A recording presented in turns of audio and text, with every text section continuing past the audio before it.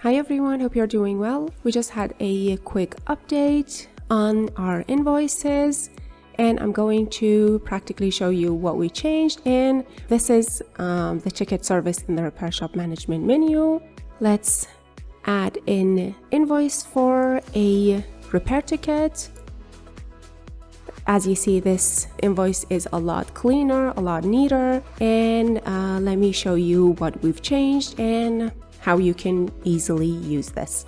If you remember, this part was dedicated to ticket status, which we've put here. You can easily click here to change the status, as you see.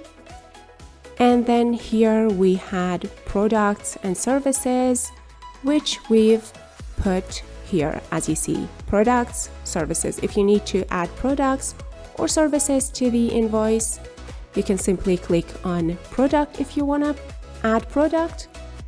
And in the product title section, let's click.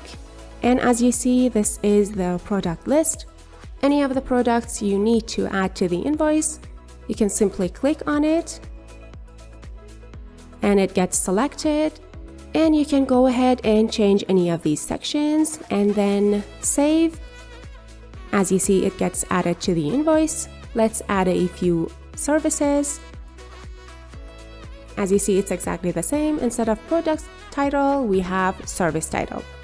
And click here to show the list of services. And click to select any of the services. And again, you can go ahead and change any of these sections and then save.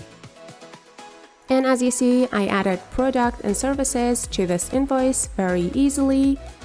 And we have another button here, which is costs.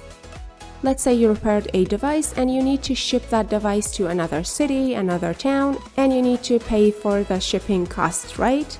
So this section, this button is for the costs that are not products or services, but the expenses you added to the invoice. So you can click here to see the costs. We have shipping cost here. And if you want to go ahead and add new costs, you can go ahead and click on this add option. Let's say the shipping cost was $20 and then save. And as you see, it gets added to the invoice as well. And that was it. So the thing that we've changed are the status, as you see, and the product and services. And we've also added another button here, which is costs. And this was the quick overview of the update we had a few days ago.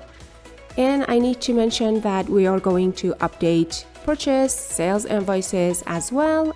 And that was it. Thank you so much for watching. And if you have any questions or need assistance, or if you want to share your thoughts about the software with us, feel free to contact our support team. Thank you so much.